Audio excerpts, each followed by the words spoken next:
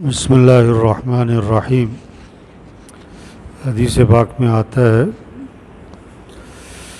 اللہ پاک کو ذی الحجہ کے جو 10 دن ہیں ان دنوں کے اعمال بندوں کے ان دنوں کے نیک اعمال اللہ کو سب سے زیادہ محبوب ہیں۔ ذی الحجہ کے 10 دن ان دنوں کے اعمال اللہ کو سارے دنوں کی بنسبت ان دنوں کے اعمال اللہ کو سب سے زیادہ محبوب ہے۔ دیکھو ہر کاروبار میں کچھ دن آتے ہیں کہ بھئی یہ ہمارا سیزن ہے ہر لائن والوں کا، اور انہیں پہلے سے پتہ ہوتا ہے کہ ہمارے فلاں دن ہمارا سیزن، پہلے سے وہ تیاری کرتے ہیں۔ تو یہ جو 10 دن ہیں یہ مسلمانوں کا کیا ہے بھائی؟ مسلمانوں کا سیزن ہے۔ کس چیز کا؟ نیکیوں کا، اعمال کا۔ ان دنوں میں اعمال زیادہ سے زیادہ کیے جائیں،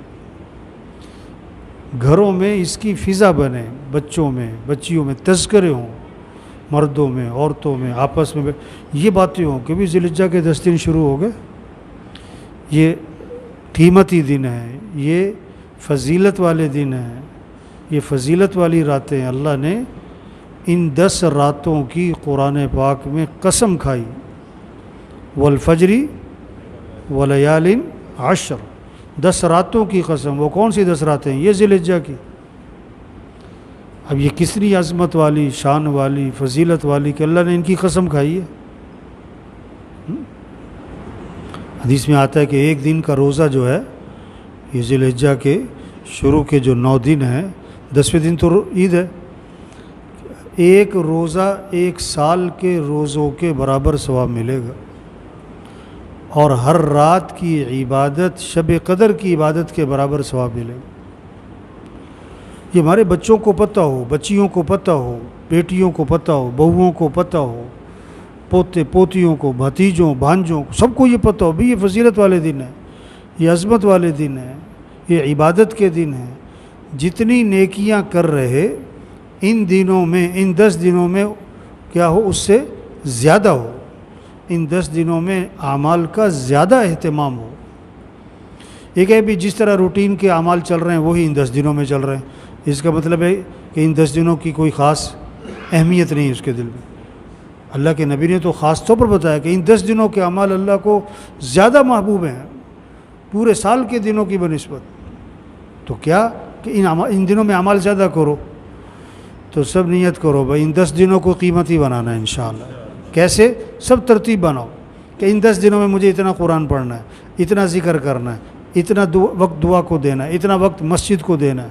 اور سب سے بڑی نیکی، دیکھو لوگ ذکر کو نیکی سمجھ رہے ہیں، تلاوت کو نیکی سمجھ رہے ہیں، نوافل کو نیکی سمجھ رہے ہیں، تہجد کو نیکی سمجھ رہے ہیں، اور واقعی یہ نیکی ہیں، ایسی بات نہیں ہے۔ دعوت دینے کو نیکی نہیں سمجھ رہے، جو سارے اعمال کی کیا ہے؟ جڑ ہے، بنیاد ہے، سارے اعمال جس سے زندہ ہوں گے۔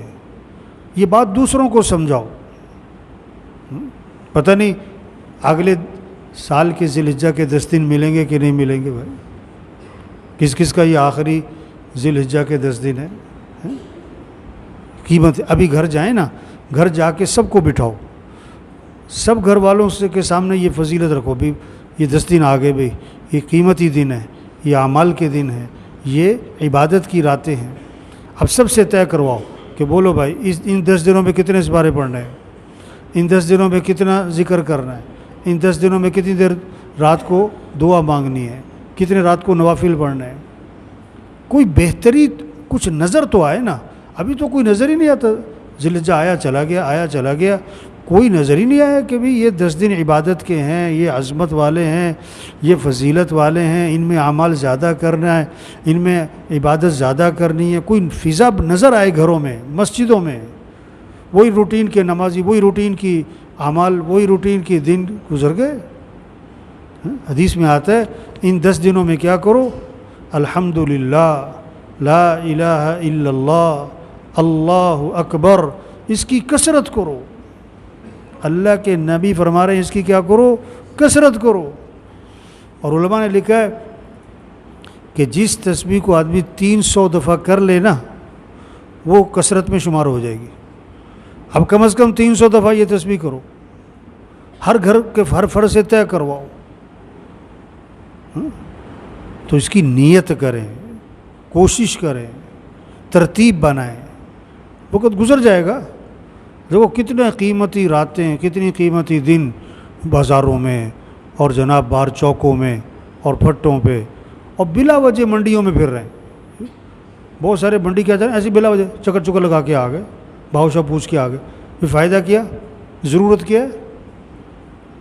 بھی اپنے وقت کو قیمتی بناؤ، زندگی کو قیمتی بناؤ. یہ باہر پھرنے کے لیے تو نہیں ہے زندگی. بڑی قیمتی زندگی ہے، بڑے قیمتی دن ہے، قیمتی راتیں ہیں. اس کو قیمتی بنائیں ورنہ گزر جائیں گے یہ. اللہ عمل کی توفیق دے. الحمدللہ رب العالمین.